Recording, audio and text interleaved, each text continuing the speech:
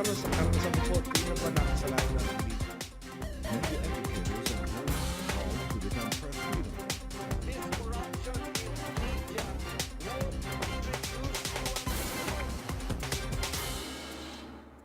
Good evening. You're watching News Cafe on the Solar News Channel. Sitting in for Jing Magsaysay, I'm Amelin Veloso. Joining us tonight is Pauline Balaman, Emergency Response Manager from Oxfam for the Typhoon Haiyan response. Good evening, Pauline, and thank you so much for joining us. Thank you. I know you just arrived in the Philippines last Monday, but can you give us a status of your ongoing operations here in the Philippines for Typhoon Yolanda? Okay, I'm here to manage the response for Oxfam, but already before I got here, we had teams on the ground who work in development programs who'd already been working in the Bohol earthquake response. So they went out and were immediately on the ground to go and assess what the damage, destruction, what the effect on the population was. The reports we're getting back from them is we need to be moving as quickly as possible to take in the assistance that people need. Everything, as everybody's seen on the news reports, everything has been destroyed and people need basics, food, water, shelter.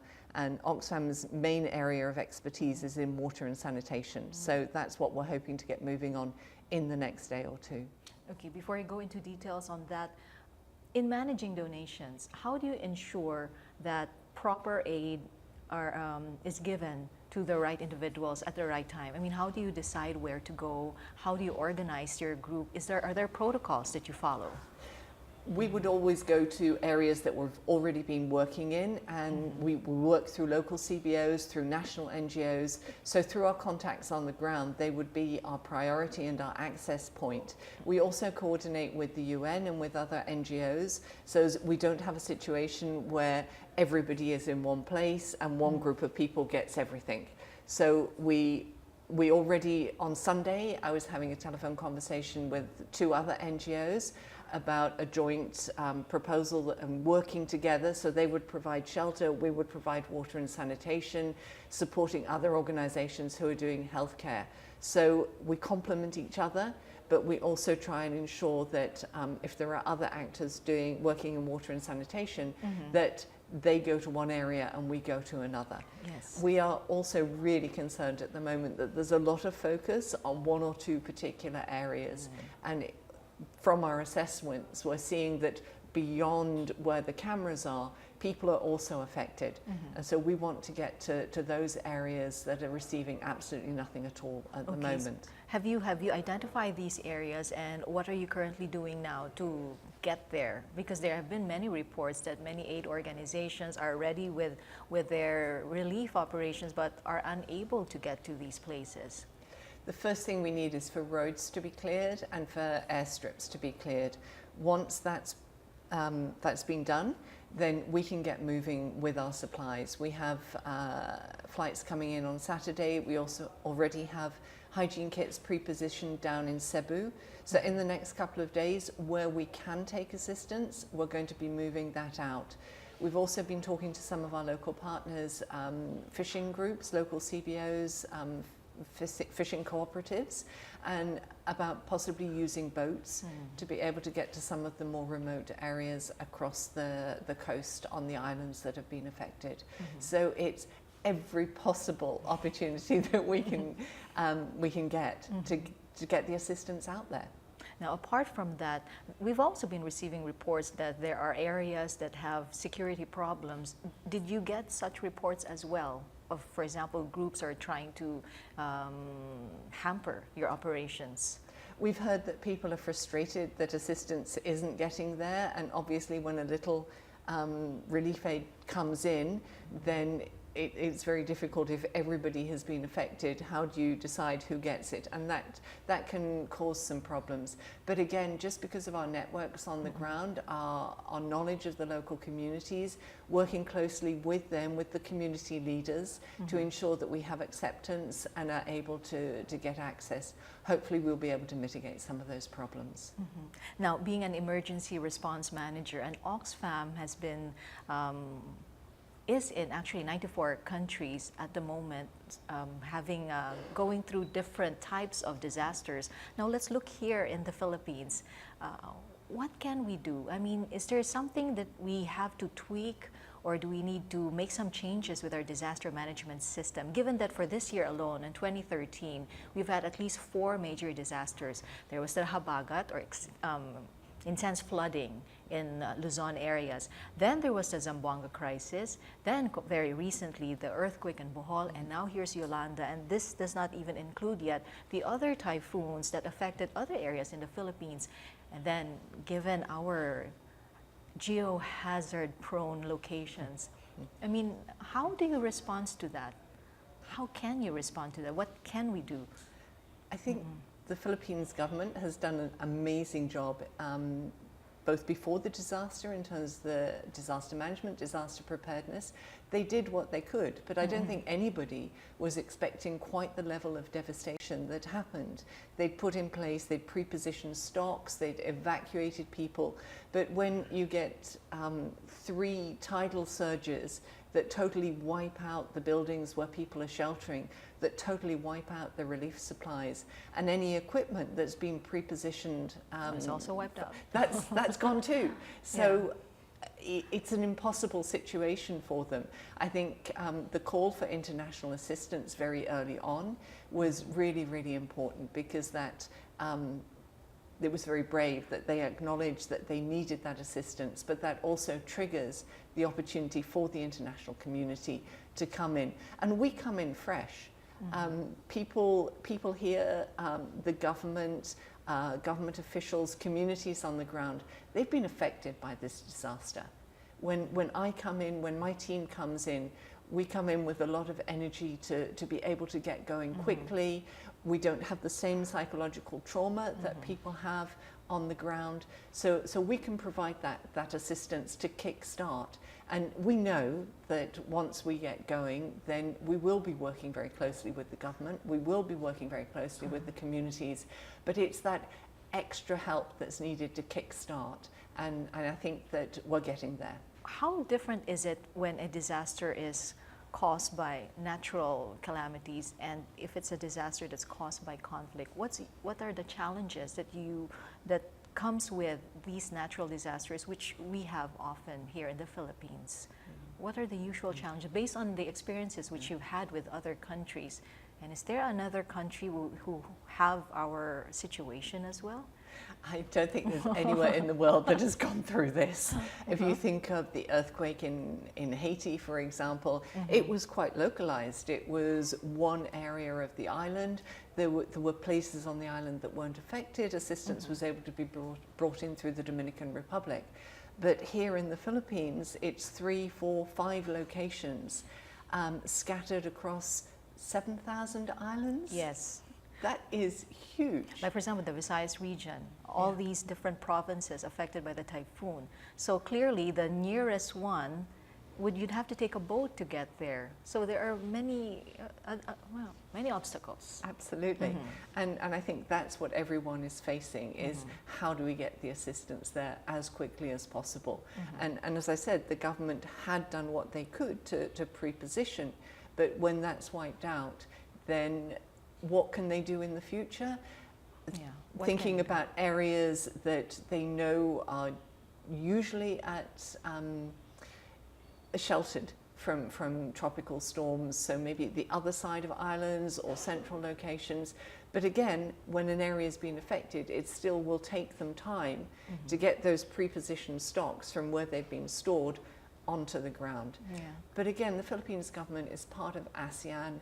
I think Asia is one of the better organized continents for disaster management and disaster preparedness. I mean, given the impact of natural disasters on this area of the world, I think measures and we can work together. Organizations, things are in place, and yes, there's always room for improvement, but I think things are getting there. And the government is committed to that. The governments in the area are committed to that. And I think that as things go forward, that they will all get much better at it. But there will always be the one scenario, which, like this one, where it's not one, it's 4 disasters, one on top of the other, that the expectations or the ability to be able to respond is going to be challenged. And that's why we have an international humanitarian aid community. It's why the government has called on other governments for military assistance, for logistics support. We can't do it on our own. So we're here to help each other out. Now, apart from the need to bring in basic needs to the survivors of Typhoon Yolanda, what are the other priority needs that need to be sent to these areas? I think the next step, or what we're thinking about, is the whole economic and livelihoods recovery. We can give out the emergency assistance, but as soon as people can get back to working for themselves, that they have the means to start their activities again, like fishing, like farming, then that will enable them not just to regain some of their dignity, but to be able to support themselves and their families. When will you start that, the rehabilitation or the rebuilding phase? Or when can we Hopefully, start? as soon as, for example, we have a team in northern Cebu, and there are areas where the local authorities have been able to provide that immediate relief assistance. So we can immediately start going in and looking at what those livelihoods needs are, and support the local authorities in moving to the next phase.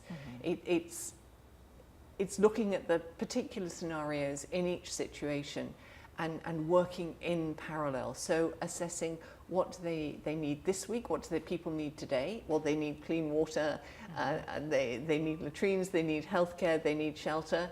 But next week, they might need cash, they might need more food distributions, they might need transitional shelter construction materials, and then the week after, they need to get back to work. You know, they've started rebuilding, they've got their families together, and they need to be back to work. It's a long process. It's a long process. Now, for us who would want to extend our help, many organizations are already saying that cash donations are preferred. Does Oxfam share the same view, and why? Absolutely. That gives people choice about what they want. I have been in so many situations where there have been food distributions, and invariably people say, that's not the food that we eat, we don't like it, we don't know how to cook it. So if people have cash, then they can go to the supermarket and they can buy what they would normally use. The problem at the moment is the markets. If the supermarkets aren't open, if there are no goods to buy, then cash is no good to people. So it's finding that balance, what's the most appropriate assistance in each scenario. Now, for those who want to volunteer their time or their expertise, what's the best way to go about it? What would you suggest? Should you go by our group, for example, like 5 friends would like to go to Ground Zero to help? Or would it be best for us to be affiliated with larger organizations? It's much better to be affiliated with larger organizations. We are all recruiting staff, we're all looking for people to help us, and that way it's much more organized. If 5 friends might think that they can do something, but if you get 500 groups of 5 friends, all stepping on each other's feet, and it becomes a bit chaotic. All right. So it's much better.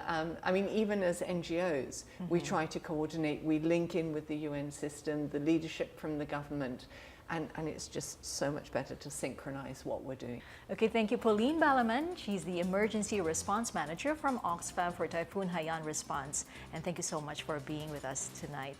We'll take a short break. News Cafe will return after these messages.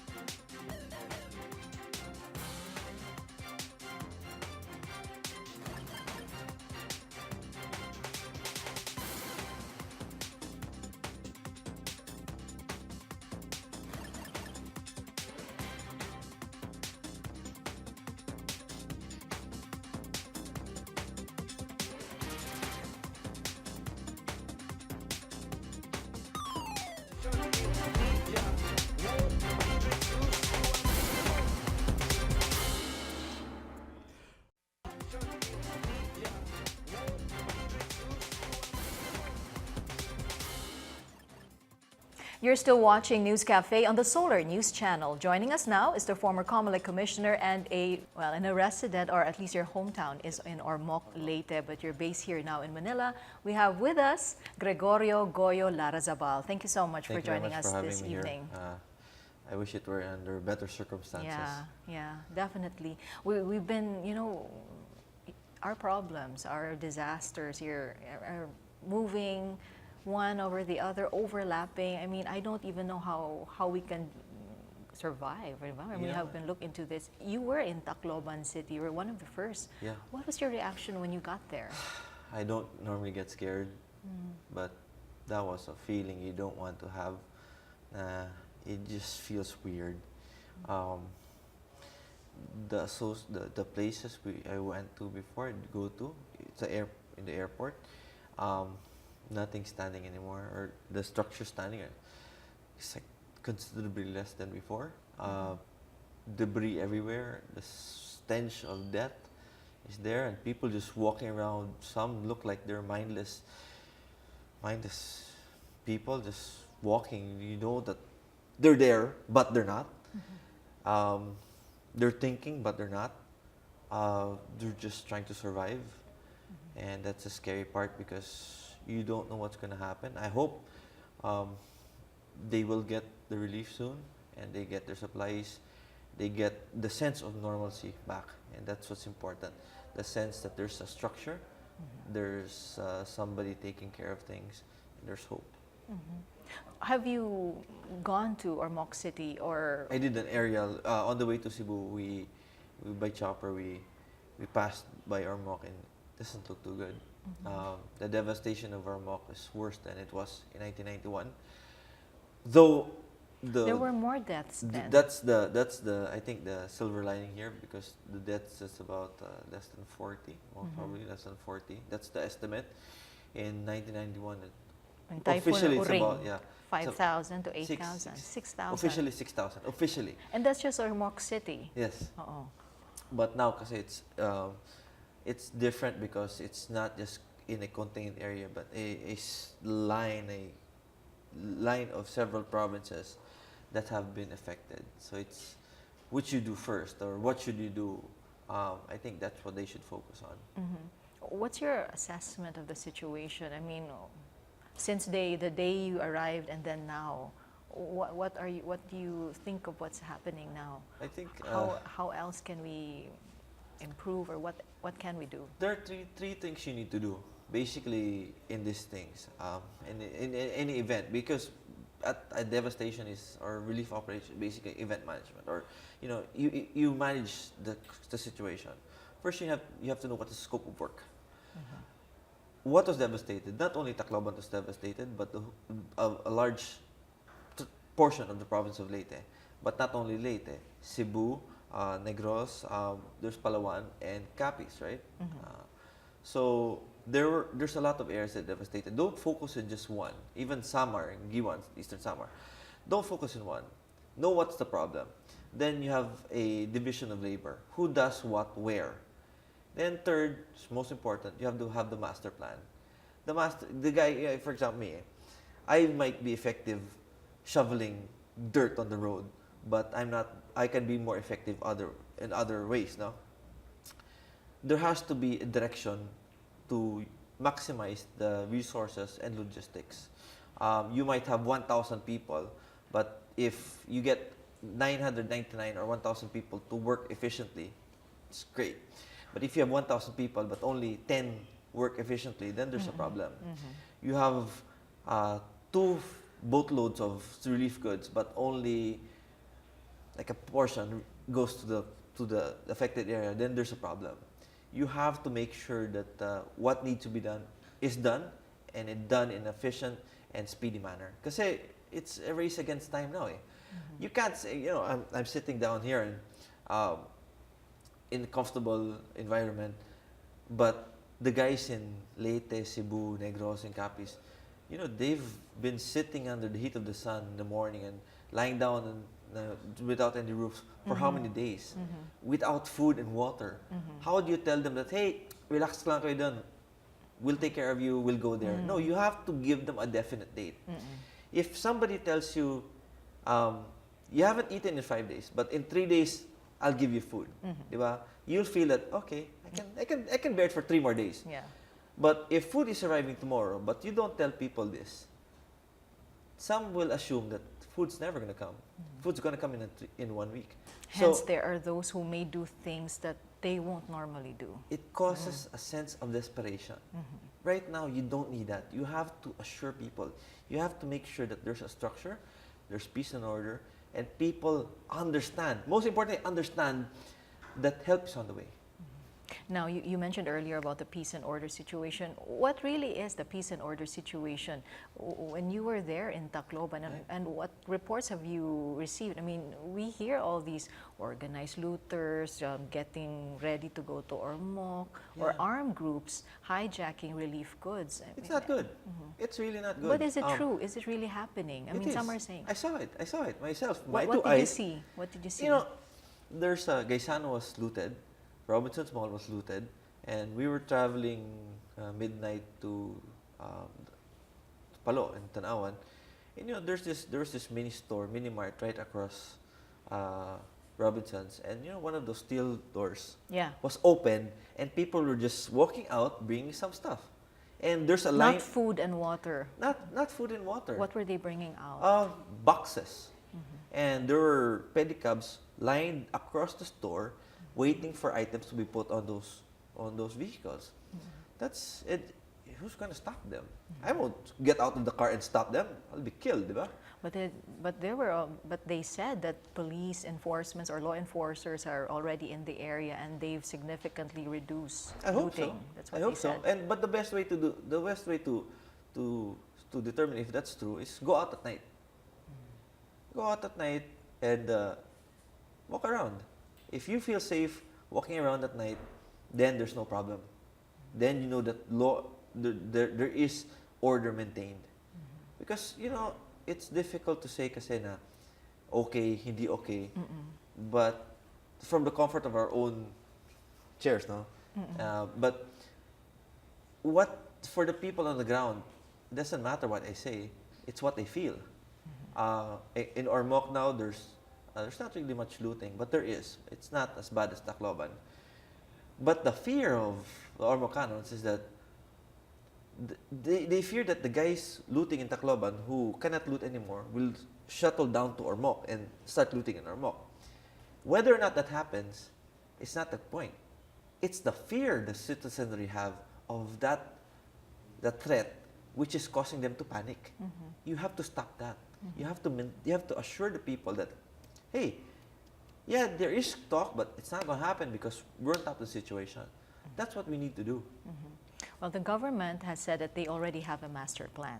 And then, if I got it right, Ormoc City is going to be a central point in relief and rehabilitation efforts. Do you think Ormoc City is ready for that? I think it's ready for that. You just have to be sure that the infrastructure is there.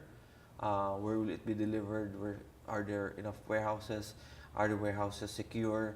Are there points of going to the other municipalities? Because you know, as of Monday, all the major roads in the province of Leyte were cleared by the provincial government, so it's not a problem to travel. No? But delivery of the goods right now, because of the fear of people of the threat of their life, no, bodily injury, because of the looters, you have to quench that. How do you do that? You have to create a really significant force, a presence of the armed forces and the police to highlight to the fact, to highlight to the citizenry that nothing's going to happen to you. Even if there's a threat, we're here to protect you. Who should be giving orders for that? The DILG or the local government units? Again, the local government unit, you coordinate with them. Okay. But don't expect them to just focus on one aspect. Kasi the local government, first they have to take care of the dead. Then they have to take care of the living who survive, who need medical attention. Then they have to take care of those who want to leave the city or province. Then they have to take care of rehabilitating the streets. Then they have to take care of the power. Then they have to take care of the water. Then they have to take care of this and that. There's so many things they have to take care of. And if you just let them focus on one thing everything, they'll forget about the others. Don't overwhelm them. They're the victims here. You have to support them. That's what people have to understand. You don't expect a province hit by the disaster to fully function, to do everything that's needed, because they're the ones who got hit, diba? If you're, for example, if you're a doctor, analogy, you're a doctor, you were shot, you go to the hospital, do you perform surgery on yourself? Yeah, you get another You doctor cannot. to You do get it for another you. doctor because you're the victim.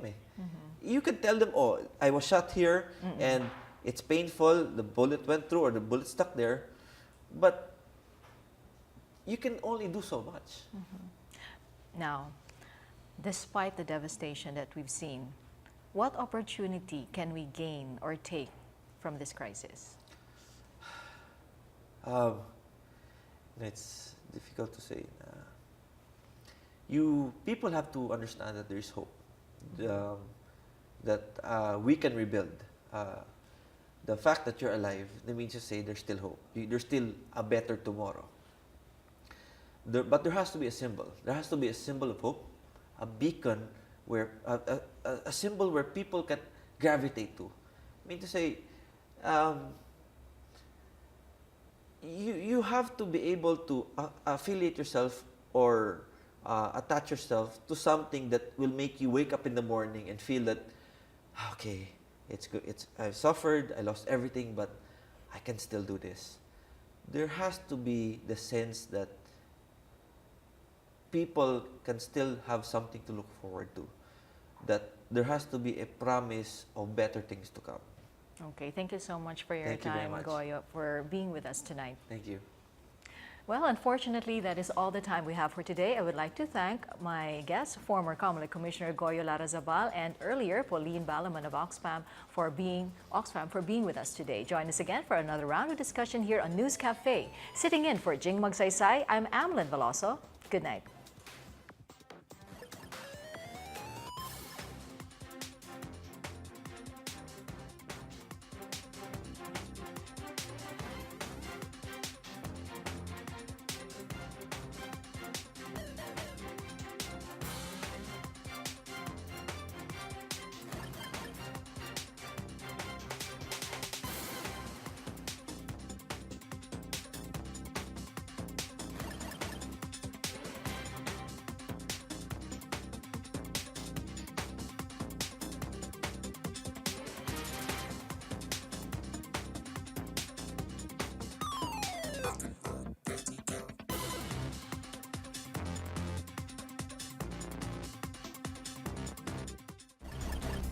Sa karanasan po, hindi na ba nakasalanan